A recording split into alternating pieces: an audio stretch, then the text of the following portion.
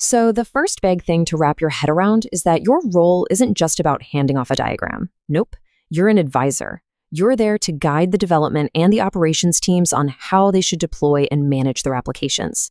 And you're doing it by giving them effective, automated, and, this is key, repeatable patterns. Okay, let's talk about something that sounds simple but has huge implications: where your container images come from. The exam wants to know you understand this. By standardizing on a single, secure place like Artifact Registry, you're creating a foundational control. You ensure every single deployment is consistent, it's been scanned for vulnerabilities, and it's based on an unchangeable known good source. It's security and consistency 101. And this right here, this is the kind of end-to-end thinking the PCA exam is really looking for. It's not just about storing an image.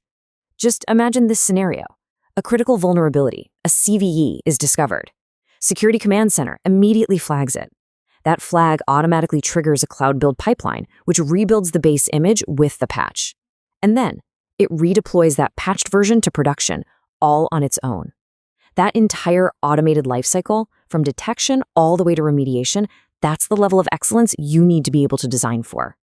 All right, so that whole idea of automation leads us perfectly into our next key area: interacting with Google Cloud programmatically. You know, in the modern cloud, you just don't click around in the console to manage your production infrastructure. You manage it all through code, period. As an architect, you have to know the trade-offs between different infrastructure as code, or IAC models. On one hand, you've got an abstracted approach. Maybe it's through a slick UI that hides the code. This is awesome for enforcing standards across the organization.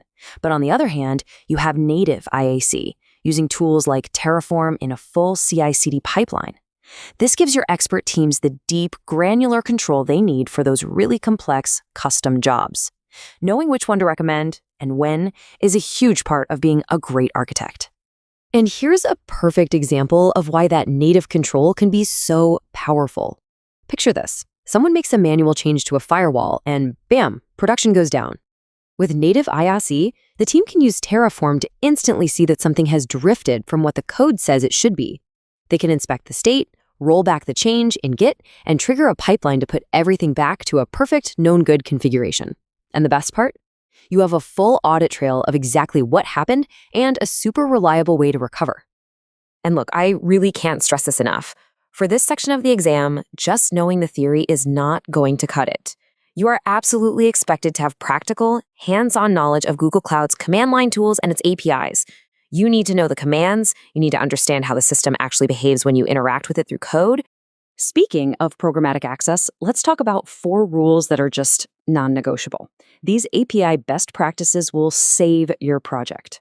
First, always default to application default credentials. It lets your code just automatically find the right identity.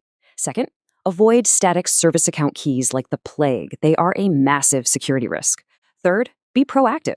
Ask for API quota increases before you hit the limit. And finally, if an API call fails, don't just hammer the service over and over. Use exponential backoff with jitter. That's just a fancy way of saying, wait a bit longer between each retry and add a little randomness so you're not retrying at the exact same time as everyone else. Okay, so what we've covered so far are really the core pillars of this section, but the exam scope is even broader. So this next part is all about the key areas you'll want to go and explore on your own, just to make sure you're ready for absolutely any question that comes your way. You have got to be comfortable on the command line. No way around it. That means getting your hands dirty with the G-Cloud CLI for all your general management tasks, G-Cloud storage for everything to do with object storage, and of course, the BQ command for BigQuery. Also, make sure you spend time in Cloud Shell. It's your command line environment in the cloud, ready to go anytime. And finally, understand how developers actually use the client libraries in languages like Python or Java to talk to Google's APIs. And it doesn't just stop at the command line. You need to branch out. You need to know when you'd reach for a full-on API management platform like APG to secure and scale your APIs. You should understand the difference between unit tests, integration tests, and full-scale load testing. Definitely research Google's data migration tools like Database Migration Service. And finally, check out how local emulators for things like PubSub or Spanner can make a developer's life so much easier and faster. Okay, let's pull all of these threads together now. We've talked about advising teams, we've talked about interacting programmatically, but what's the one big unifying idea behind all of this? What is the architect's true role when it comes to implementation? And here it is, the bottom line. Your job does not end when the design is approved and you hand it over. The best cloud architects are enablers. They provide the patterns, the automation, the guardrails, and the guidance that truly empower their dev and ops teams to build, deploy, and manage everything with total confidence. And that's really what Section 5 is testing. It's about a shift in your mindset from being just a designer of systems to being a force multiplier for your entire organization. The exam is basically asking you to prove you're ready to make that shift. So as you study, think about this final question. Are you ready to enable your teams?